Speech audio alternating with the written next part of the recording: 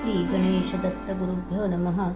गुरुर्ब्रह्मा गुरुर्विष्णू गुरुर्देवो महेश्वरा. गुरु साक्षात परब्रह्म तस्मै श्री गुरवे नमः. परमपूज्य श्री रामकृष्ण सरस्वती स्वामींना वंदन करून त्यांनी दिलेल्या मार्गदर्शनपर आशीर्वादांचे मी पठण करीत आहे. गुरूंचे आशीर्वाद.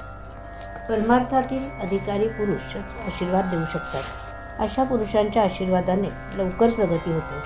पारमार्थिक अधिकारी पुरुषाच्या आशीर्वादांना अत्यंत निर्मळ व शुद्ध आचारांची फार मोठी बैठक असते.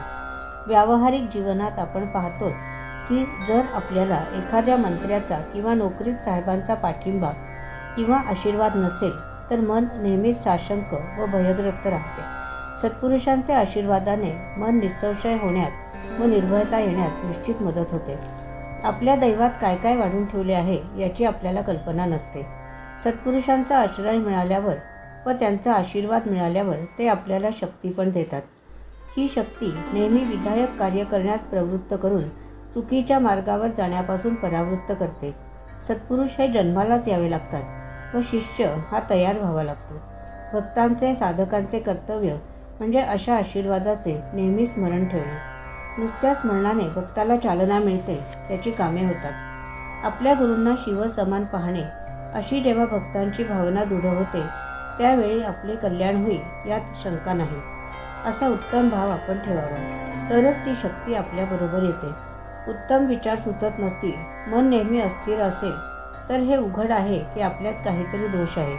हे दोष दूर करण्यासाठी सत्पुरुषांच्या सद्गुरूंच्या दर्शनाला जावे, त्यांचे आशीर्वाद घ्यावे, त्यांनी सांगितलेली उपासना करावी. उपासना जर योग्य घडत असेल तर मनात अविचार कधीही येणार नाही. मन शांत राहील, अस्वस्थता निर्माण होणार नाही, कोणाचा मत्सर वाटणार नाही. मनुष्य जन्म दुर्लभ आहे, त्यात ईश्वर भक्तीची आवड असणे, सद्गुरूंची भेट होणे या गोष्टी दुधात साखर असल्यासारखे आहेत. रोज काही काळ तरी ईश्वर चिंतनात घालवावा, काहीतरी कर्म करावे. परमार्थ हा कृतीने व प्रयत्नाने करावा लागतो. सद्गुरूंचे दर्शन सातत्याने घेणे, त्यांच्या आज्ञेचे पालन करणे व आशीर्वाद मिळवणे यातच जन्माचे सार्थक आहे.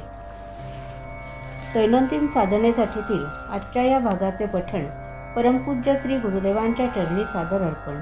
आजची ही सेवा परमपूज्य श्री गुरुदेवांच्या चरणी सादर अर्पण. श्री गुरुदेव दत्त.